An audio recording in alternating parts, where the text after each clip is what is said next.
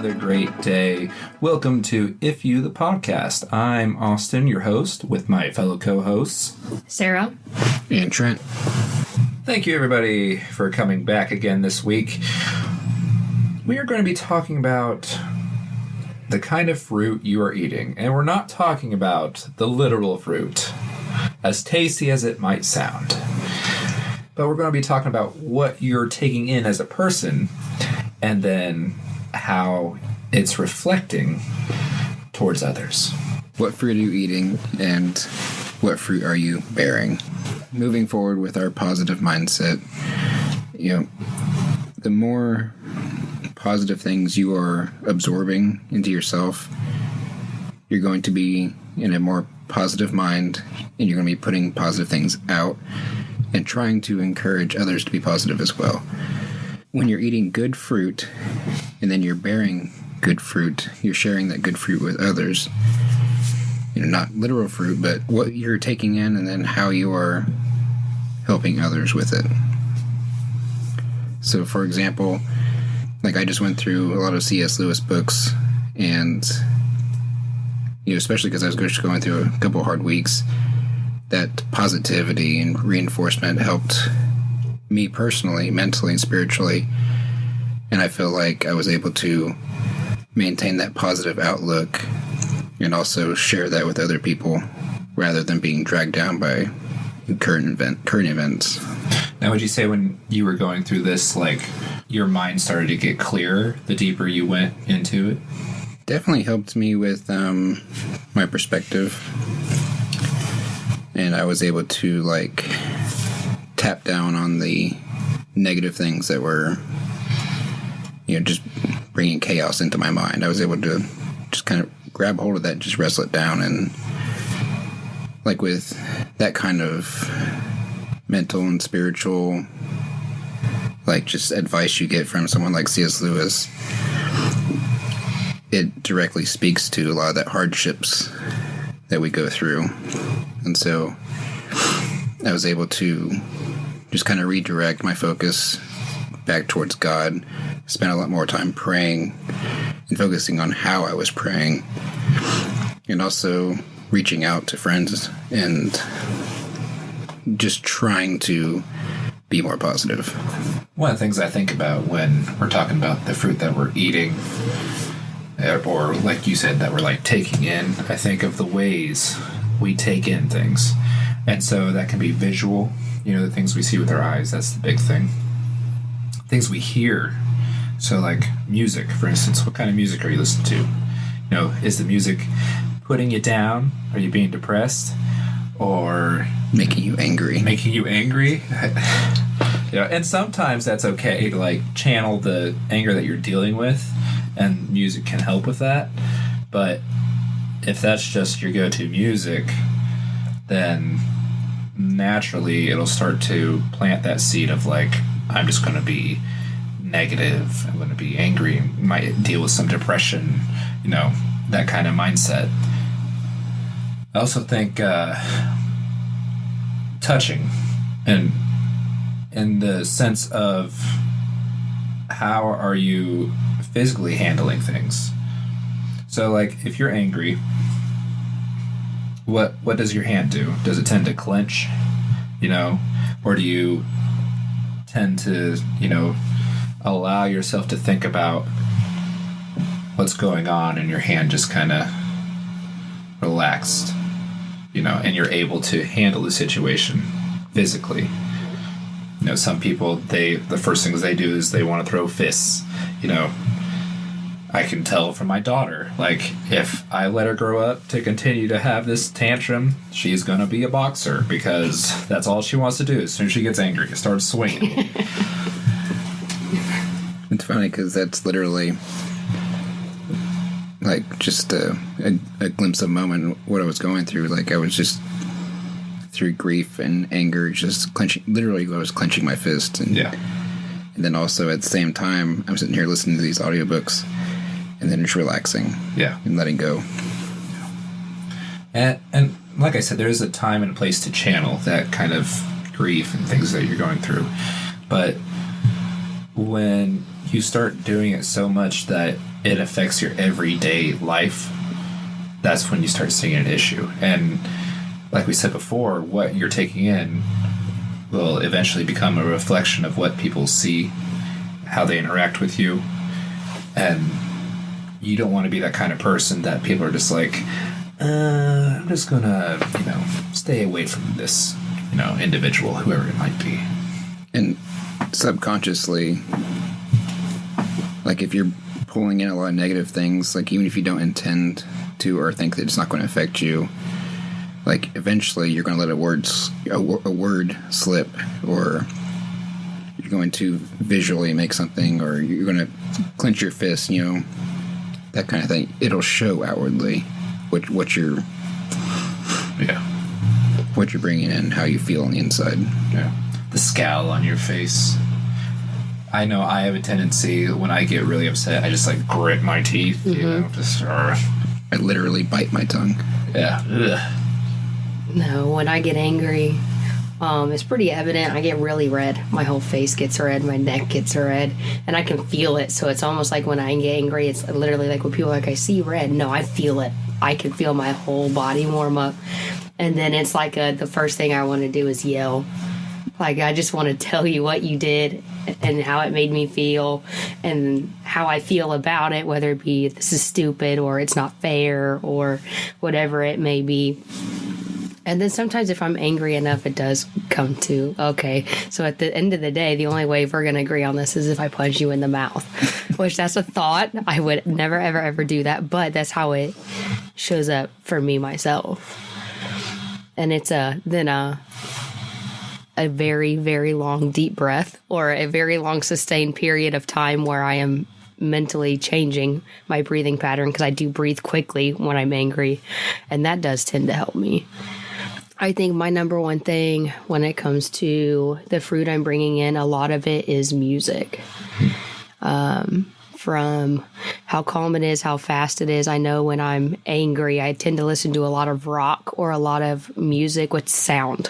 So like your EDM, like your dance music, where it's just chaos, because that's how my brain feels.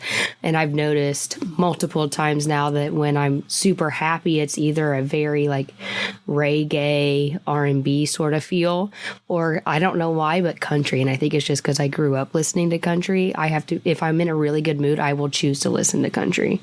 And then if I'm sad, it's always my R&B, pop music, the slower songs like some Chris Brown or Coco Johnson and people like that.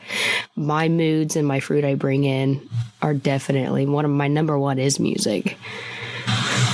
I'm the same way, and I've actually not been listening to purposely, not listening to Demon Hunter so much, because it is oftentimes angry and depressing. So I'm just like, I just gotta stay away from that. Like, it's fine to feel that, but I'm to the point where it's like I don't need to feel it anymore. I'm over it. So let's listen to something more positive. Yeah, there's been times where it's like I'm upset and I'm listening to my R&B and stuff like that. And let's delve into like the spirituality of things, right? I've saw a perspective from somebody talking about how they believe that music at one point in time started because it was a spell or a chant, or all these different people use chants and stuff like that, and they believe they can talk to their gods or whatever this way. They believe that's how a lot of music started, was like that. So then it's like, well, if you really think about it like that, then the type of music you're listening to can manifest certain things within your life.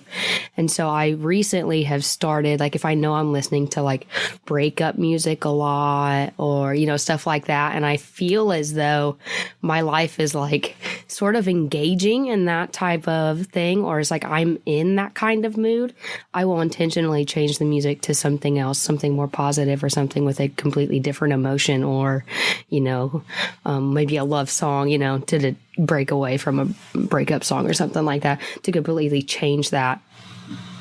Just, I would say out of fear of manifesting something, but it's like, if there is something to that, like if I'm listening to certain kinds of music within my moods, then would that, if you then turned it on yourself, like you said, and completely changed it, would it completely change your mood too? And it does. Mm-hmm. It totally does. Yeah, I can identify with that. It's like the next song comes on, like, nope, not that one. Yep. It's like that one's going to pull me down. I just can't handle it. Don't want to handle it right now. Yep. Next song. Yep.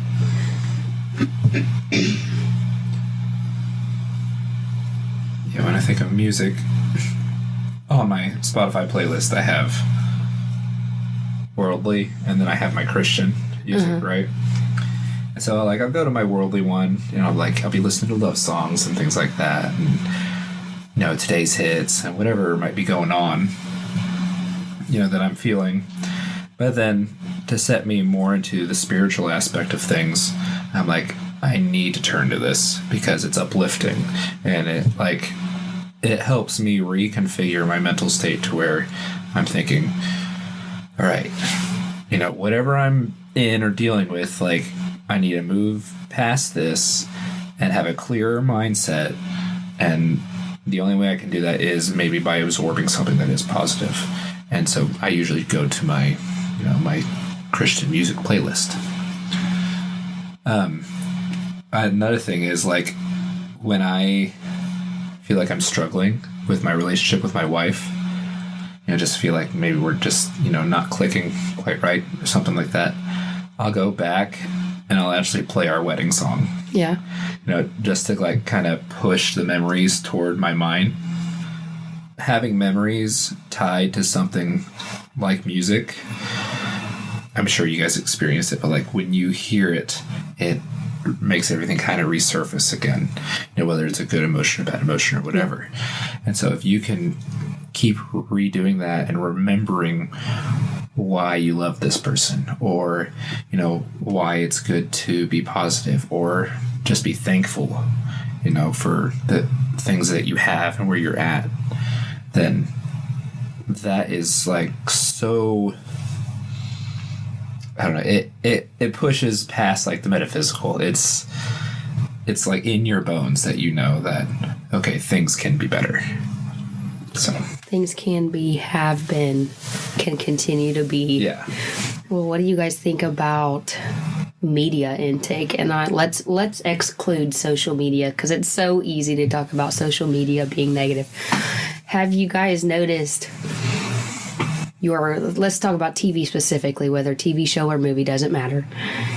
If you're in a certain mood, does the type of media you're bringing in different, like the type of movie or the type of TV show, change for you? Or are you always watching the same thing? So if I'm really depressed, I'll put on something. I usually go to YouTube for that kind of thing. Like, I'll go seeking something specific, and it'll usually be like spiritual or intellectual person just talking about the topic that I'm wanting to work through. And then if it's not so bad, then I'm like, okay, I'm going to put on something comedic, because that'll give me a quick boost and also distract me. And then other times it'll just be something totally nerdy that I can just throw my mind into and be content with that. But Yeah, I noticed when I was sick, which I still sound sick, but I'm definitely better than where I was at. I wasn't feeling good. I had a lot of anxiety towards, like, work and my sick leave, and worried about my job. Like, I just had a crap ton of anxiety around it. And I remember just feeling like, oh my God, like, what about this? And what about this? And if this happens, what about this? Like, just totally spiraling. And I couldn't get the anxiety out of my gut. And the first thing I thought of was, it'd be really cool as if I watched stand-up comedy. I used to love watching stand-up comedy so much, and I stopped over, like, last year and a half. I haven't done it nearly as much. And I turned on, I forget who for the first person was. I had just seen her on something, which that's sad, but I don't remember who she was. And then turn around and I watched, I don't know your feelings on Chelsea Handler, but I started watching. Do you know who Chelsea Handler is? She's a comedian. She's a woman. I think she's in her 40s somewhere. Or she knows who Joe Coy is. Man, guys, come on. Anyways, they're two comedians. They're in a relationship now, but they're, they're older. They're in their 40s or late 30s, somewhere around there. Funny people. I find her really funny because she's a woman and she just likes to talk about, like, the things that she's not the smartest in, like the dumb things she does, and then the dumb things other people do, and it's like, we're all dumb in something, you know what I mean? So she's not making fun of this person, and I'm gonna make fun of me because I'm dumb too. And but anyways, I turned on stand-up comedy, and I was like, I really like this, but then I hit a certain point where I was like, oh, this is getting old. And then it's what I do next. And then I noticed when I'm experiencing a lot of anxiety is, like you, I will turn on a podcast just to listen to other people talk. Mm-hmm. This time I chose a comedy one to continue to try to, like, uplift me a little bit, give me something to laugh about, distract me as well. But it's something I definitely didn't think about with my media intake, especially TV and stuff like that. It's like, you're going to watch whatever you want to watch, like, whenever. No, I'm noticing I'm very picky depending on the mood I'm in, even when it comes to TV, which surprises me. It did not surprise me with music because I've always noticed that. But when it comes to, like, TV and movies and stuff, definitely. That's kind of a newer thing, though, for us is we've always had music to turn to specific songs. But nowadays, with, like, streaming and stuff, we can, like, no, I'm not watching whatever's on. I'm going to pick what I want to be on. So that's a newer thing for us and us millennials. Yeah. Yeah. Us old farts. Do you guys we talk about it in my household, but do you have a comfort movie or a comfort show? It's like when you're really not feeling good or whatever. This was like that one thing that when you go back to it, it's like you feel like a little kid again. And so it's like, I have a lot of those, really. Like my everyday thing is just The Office. But oftentimes I'll just put that on as I'm cleaning or doing laundry because I don't really have to pay attention to it. I know it by heart. Yeah. And then other things like The Lord of the Rings, like I can watch that and it'll never get old. And it just sucks you in, you know. So I have a lot of those. And then, like, Christmas is coming. I could turn on It's a Wonderful Life and just stay there forever. Like, yeah. Yeah, my comfort movie, and my whole household knows it. So, like, if they come in the room and I'm watching it, they know something's up, is the first Shrek. I love Shrek. I could do that too. I will fall asleep to Shrek. I will get up the next day, go to work, come home, turn on Shrek. If I'm repeatedly turning on Shrek, you know I'm going through something. And when I was sick, like at the beginning of it all, I came home after going to the doctor, and I turned on Shrek and I laid on the couch, and my partner goes, "Your comfort movie, huh?" And I said, "Yeah, you must really not be feeling good." And I said, "Nope." And she just walked away. She left me alone, walked away, and I laid on the couch all bundled up.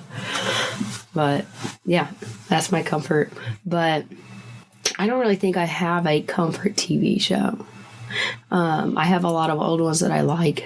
I think out of any TV show I can think of, the only one that I can sit there and watch, and I'm literally just watching it for nostalgia reasons and like just to remind me of my childhood, is Reba. Because my dad watched it, my grandma watched it, my mom. So it didn't matter where I went, I saw Reba and I loved Reba. But that one is another. Yeah, I would say that one's another self-soother for sure. I can't say if I have a comfort one because I've never really been somebody that just goes to TV for comfort. But when it does come to like nostalgia, Mary Poppins, the original Mary Poppins. Yeah. Yeah. Oh my goodness. So that, and I know this is going to sound very odd, but Sound of Music as well. Yeah. So like a musical type of feel, but the older ones. Right. Yeah. Yeah. I get that. And Julia Andrews is a phenomenal actress anyway. But when I was a little kid and we were watching Mary Poppins, especially like at my grandma's house, Step in Time, the song would come on. You know, they're all dancing on the rooftops and everything. Well, me, the little Austin, would run around on the furniture, jumping from furniture to furniture, doing the dance and everything. And then growing up, if you don't know this, my family is musically, like, vocally inclined. Mm-hmm. And my siblings and I would do the, Do, Re, Mi, Fa, So. We would do that song and Do a Deer as kids growing up. And so, like, connectivity, and we'd perform it in front of our parents and all sorts of stuff. But I've always enjoyed, like, those two movies specifically. And that might make me a little odd, but... Nah, I don't think that makes you odd. So what influenced you to be like a voice actor? Was it have anything to do with the old showmanship and stuff growing up? Well, that is... I've always wanted to do acting in general, but then life took a different course for me. And so voice acting was just another way I could express myself. So, yeah, like a passion. Yeah. The fruit that you're eating and what kind of fruit you should eat. Obviously, you should take something that's positive. Information, music, TV, media. And if you want to express more on media, I'm a very, visual person. So even if I'm not, feeling in a certain mood or anything like that, if I start watching something and I get sunk into it, I literally place myself as the main character or that person, and then I start feeling the emotions that they're feeling, which is, depending on what I'm watching, can be bad or good, because then my wife is like, "What's wrong with you? Are you okay?" I'm like, "Yeah, I'm fine. It's just all this crap happened in the movie and now I'm feeling it. It's nothing towards you." So I think me and Sarah both spoke to that, but I think just to say it directly is we need to be able to identify what we're taking in and recognizing when it's really pulling us down and negatively affecting us. And then with intent, change that, find something different. Just like the Warhammer books, I've been tearing through those, and it's just I finished the book, I'm like, wow, this is just gruesome and bloody. And it's that's what made me go over to Narnia, because I'm I just need a break from that negativity for a minute, because this is just horrible. It's a great story, but it does pull you down because it is extremely negative and dark. So then I went to Narnia and got my spirits lifted back up. Narnia is a little lighter than just a little. So yeah, just identify the bad things you're taking in, and once you can identify that, just make a change. And we'll never speak on physical appearance, you should put more makeup on, you should not wear those kind of clothes or anything. But what we're working on is your internal. Because really, that defines you as a character. And like we said in the first few episodes, surround yourself with people that can help you with your goals and support you and actually be your friend. But in order to do that, you have to also present yourself that you're willing to accept people to come near you. And we're not saying you have to be perfect, because we're all going to be emotionally driven at times. We might just be having a bad day. But hopefully by that point, you've got yourself a good friend group or people who are really close to you, and they can be like, "Hey, what's going on?" And can help you through that. And so this is just one step to help draw people in closer to you. If you feel like for some reason people don't want to be around you, sometimes we just have to face the hard truth and look at ourselves in the mirror and say, all right, what am I doing wrong? How am I acting? Why am I acting? And nothing's going to change overnight either. No. Especially if you have a habit of, listening to rough music, or if somebody says a trigger word, for instance, and they don't even know it's a trigger word for you, but if somebody just says, "That's stupid," for me, stupid is a trigger word, so I have to guard myself. And you have to take one day at a time, train yourself not to let that get the best of you. So yeah, your triggers are your responsibilities. Because I watched, I don't remember on what platform I watched it on, but there was a guy on there, and obviously there was a therapist in the room and other people, and he was like, but I wouldn't have done this had they not pushed my button. I only have one button, and they decided to push that button. And she was like, okay, yeah, you know what I mean? Like, I hear you. And he was like, and I told them, don't press my button, and they did it anyway. She was like, but imagine if that button wasn't there. Imagine if you put the work in and that button wasn't there. Then there's no button for somebody to push. So essentially, you have a button there, and people can control you with that button. Why are you letting other people control you with a button? Why haven't you gotten rid of your button? You shouldn't have a button to be pushed in the first place. Yep. That was your responsibility. You can't expect people to walk around here and not push your button. Because I'm sorry, but if I see a button, and it's just, I'm going to push the damn button, right? It's big, it's red, and it's lighting up. Yeah, when it comes to difficult people, and you just broadcast what your button is, the difficult person's going to be a difficult person and push the button on purpose. Yeah. There are individuals out there who seek to... which are negative people. Yeah, Those which are are people negative you people. don't want to be around. But think about how freeing life would be if being around those negative people when you cannot, like, you don't have an option not to be around them, like coworkers or whatever. And you've done the work to get rid of that button, and they never have a button to push. Right. That's the point of the healing. That's the point. Yeah, it brings up an example for me. So people are always like, Austin, why don't you get angry? Why don't you get upset? Like, why don't you cuss?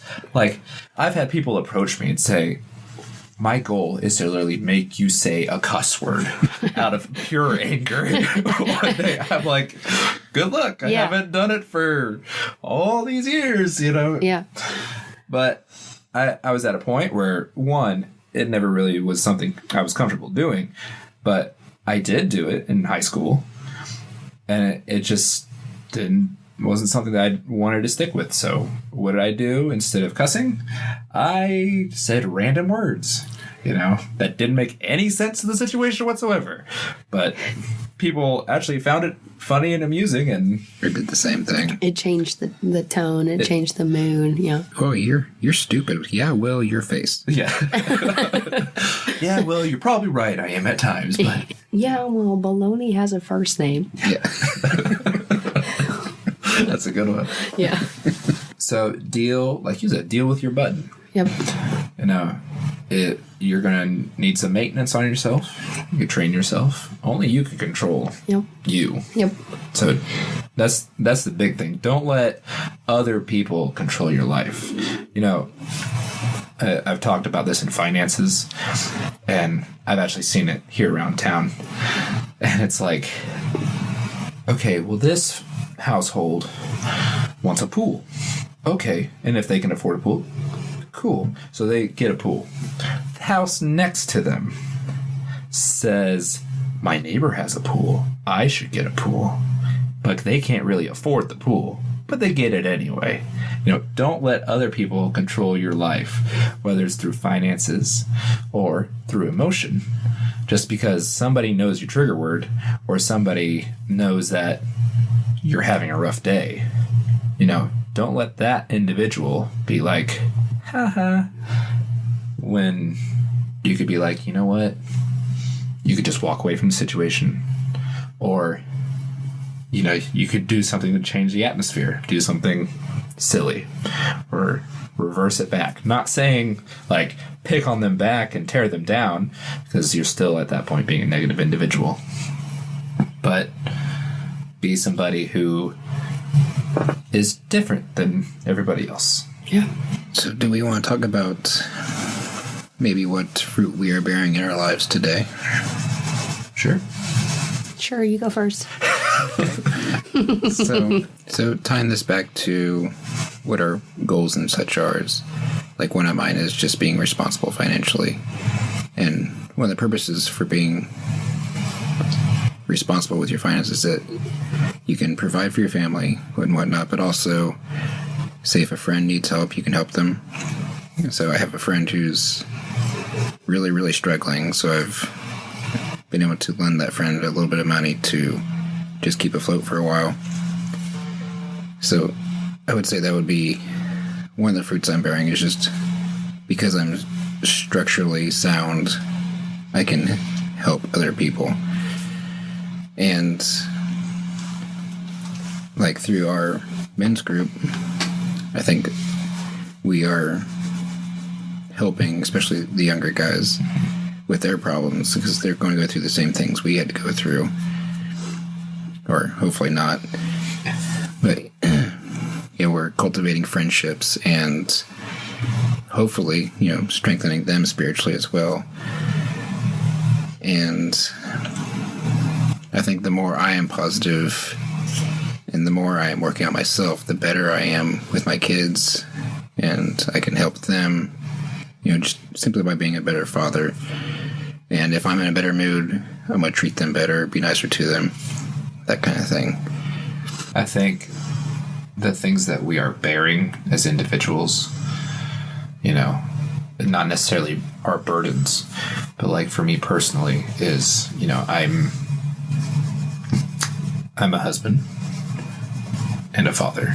So those things I choose to bear, and how am I going to react for whatever might come, in my direction. Whether my wife is having a bad day or the kids are just throwing a tantrum, you never know. But how am I going to react? And so what kind of fruit am I going to show them? Am I going to show I'm the loving kind of father? Am I going to show discipline and love? Or am I just going to be like, I don't care. Just push it all aside. Like, it's not my responsibility. Am I going to be that individual? Like you said, when we are doing the men's group, in a way, it's my responsibility to make sure that these guys continue to grow and they have a source of, if you need to come to somebody with whatever you're dealing with, we will be there. That's the whole idea. And then not only that, the plan is to, these guys now have a firm foundation, and we want others to be a part of this foundation. And so the fruit that we're bearing, hopefully it's positive enough to reach others outside of just that group. Also, when it comes to your passions and your hobbies, like, are you willing to bear the responsibility of taking the time financially or time management wise to produce the fruit that is needed to achieve your goals? So for me, voice acting. Am I going to spend time in the booth, or am I just going to decide to go to the bed for the night and not deal with it? Well, I'll tell you what, and I've done it before. If I keep doing that day after day, it's not going to get done. Just like we talked about this podcast. At times we've taken a break, and that was because, somebody went far away for a while, and then sickness happens, and things like that happen. But if we don't, and if we didn't come back the following week, then it would never get done. And so in that way, we are responsible for what we bear and the fruit that we are providing to you, our listeners. So those are just part of some of the things that I bear as well. Yeah. Yeah, when it comes to being a parent, I take in a lot of the way he's acting, and I realize that he's a child and I have to be the adult in things, right? Like, you can't turn around and be like your kid is being. So taking in is just realizing, okay, this is my own mental fortitude. It's okay. Like, I know that the X, Y, and Z is what he's upset about, and he's also upset about this X, Y, and Z because it was a reaction to his X, Y, and Z. You know what I mean? So you've doubled it up. But what I'm bearing is the patience and the calm that I have worked on this entire time. One thing I've always promised is I will never yell at him, and I still have to this day never yelled at him. Never, ever. And I'm even at the point where it's like I can't even imagine like allowing him, even in his emotions, to get me to a point, like having that button, getting to the point where he can, and he's a kid. He's not even doing it on purpose, but get me to an emotional point where I'm doing that. I just don't understand it purely, which is a reward for me. That's exactly what I was trying to do. And then one thing I had to work on was the patience. Now, I've had to work on patience with a lot of things here recently, but the one person that has benefited especially is him, which I've always been patient with him, but I'm more and more patient with him to the point where it's like I'm more quiet and he just comes to me. You know what I mean? He comes to me and he just talks to me and exists around me, and that's his happy space, and I'm okay with that. Like, you don't have to talk to me. You can just exist around me, especially even when the household is sort of chaos, like other people are chaos or something's going on and it's chaos. He sort of gravitates into my energy, which is good. That's something that I put the work in, and it's working. At least I know he feels safe there. There's not much fruit going in and out with physical activity. I'm not going to lie, but I broke my wrist. I've been back at work, and then I was sick. I've been going through it. So the gym has sort of been pushed in and out. I'm on physical therapy. Like, I've got so much going on. I'm trying, though. I'm trying. I really do try. The big thing, though, is you're taking the steps to heal. Yes. And yeah. That's what's important. Yeah. I was going to the gym, and then I think what Trent? I went a 1 good week, 1.5 good week. We tried to communicate, and me and you connected one time out of the whole thing, and then I got the flu from my girlfriend. Not even from the gym. Yeah. So not much has gone on there. But I have been practicing a lot of my spirituality. I haven't really been gaining any. Haven't been like, no, that doesn't work for me. Like, I haven't taken anything away. Just existing and then living and practicing and getting better at what I have done and chosen to do and believe in, like the music. I have been believing that in a while. I don't think it's even music without words can affect you, depending on what's going on, where it came from, who created it even. Whoever created that and used that guitar or whatever other instrument, whoever created that, their life and their emotions and their being is within that music. And I've just been doing a lot of that and a lot of personal tie-in and looking at myself and trying to fix my buttons, which has been good. I'm really good at my number one thing is always, when a situation happens with one person, you can't let that define the way your day is. Because at the end of the day, no matter what's going on, family member, relationship, whatever, at the end of the day, you still have to sit with yourself. So are you going to let whatever the situation is, it's a situation, that is not your life and that is not your being, that is a situation. You can't let that change your whole day. Or the people around, like, you can't let what's going on with you affect the people around you. And that is what I'm dishing out, is just choosing to be a better, happier, or more positive person around other people, regardless of what's going on for me, and not letting that ruin my day, my mood, my week. Almost a month now, it's been constant, but that will not ruin every day for me. Hopefully not any single day for me. And that's what I've been putting a lot of work in. And it is dishing out. It's done well. Something that came to mind that I know I need to practice, and it's probably a good idea for everybody. And it's something that Paul had mentioned in the Bible. But at the end of your day, basically, reflect. Reflect on your day. And you can see what kind of person you were in the situations. And this is why a lot of people journal too. They write down what they were feeling and the emotions and things like that. And if you know there's some buttons you need to work on, then you've identified the buttons. That's the big thing. You need to identify what you have there, and then identify what's going into you that's making those buttons seem so desirable to be pushed. So yeah, like when we have a thought, we need to recognize that those thoughts aren't necessarily real. And when we feel an emotion, we need to recognize that the emotion is just temporary.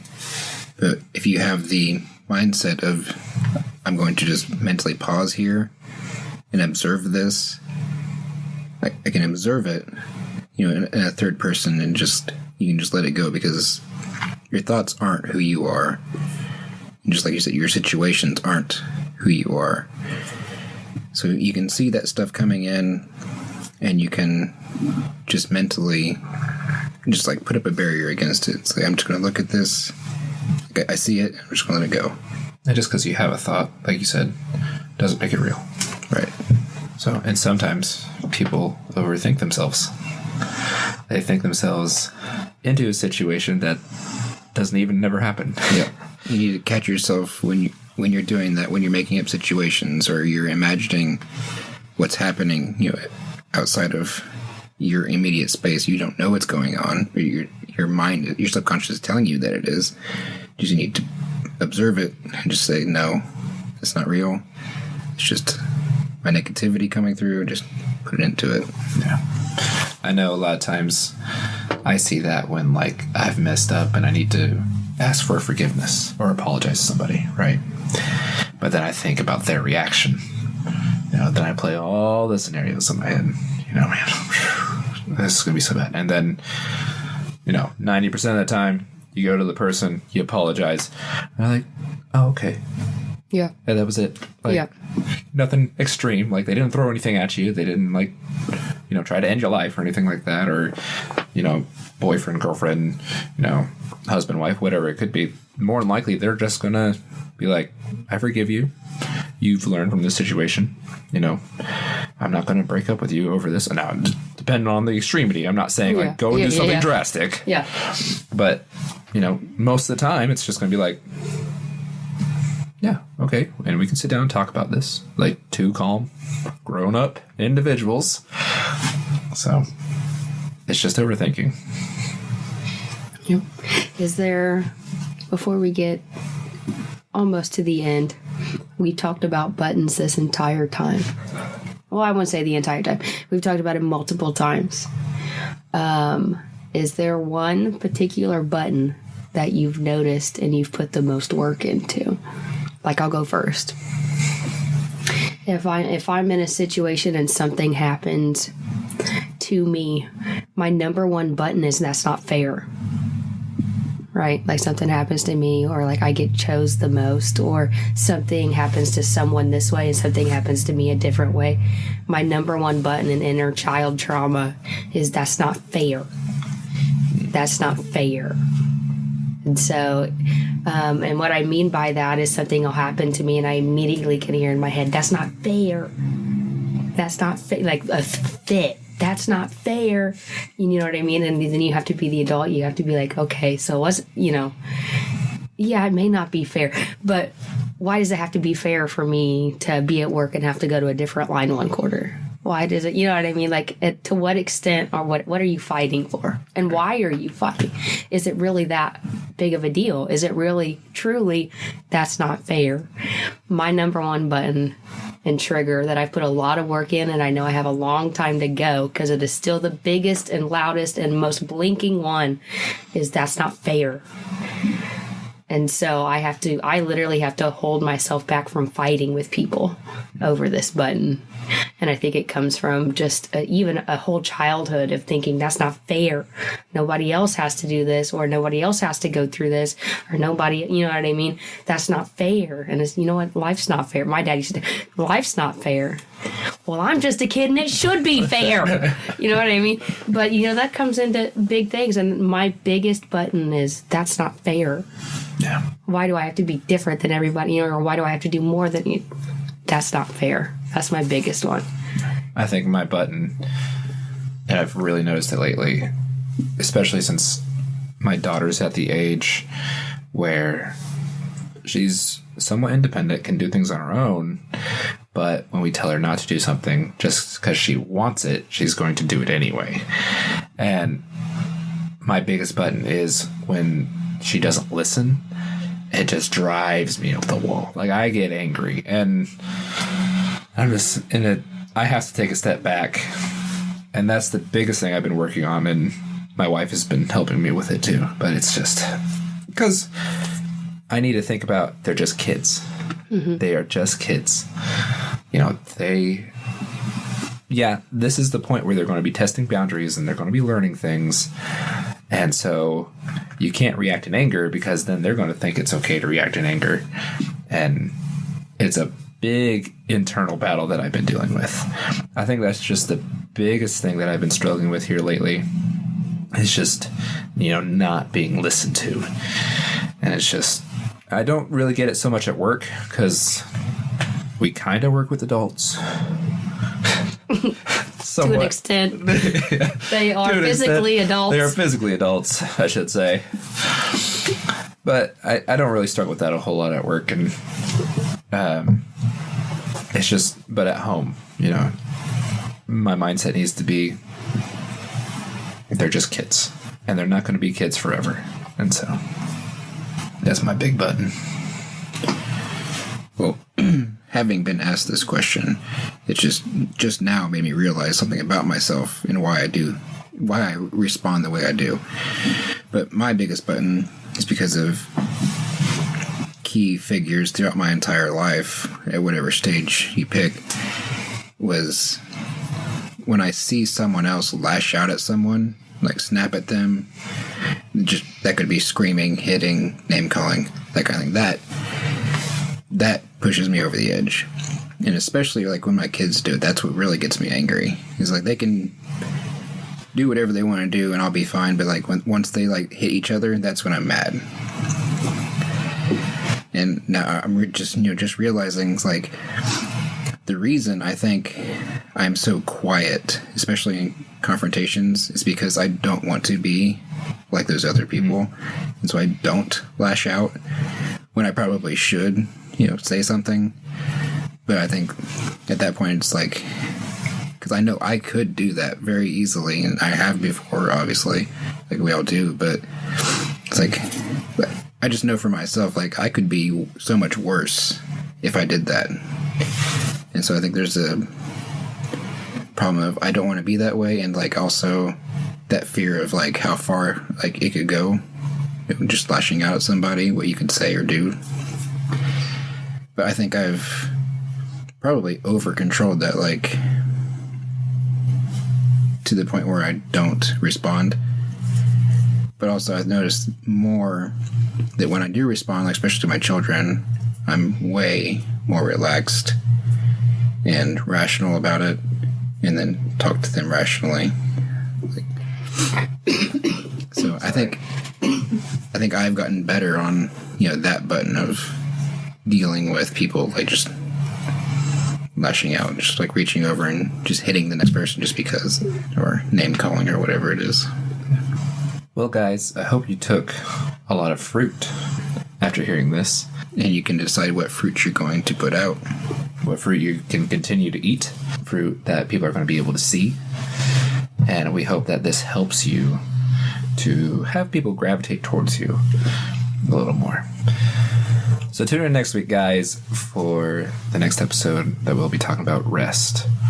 And once again, always remember, you are loved. Always be kind. And keep trying. See you next week.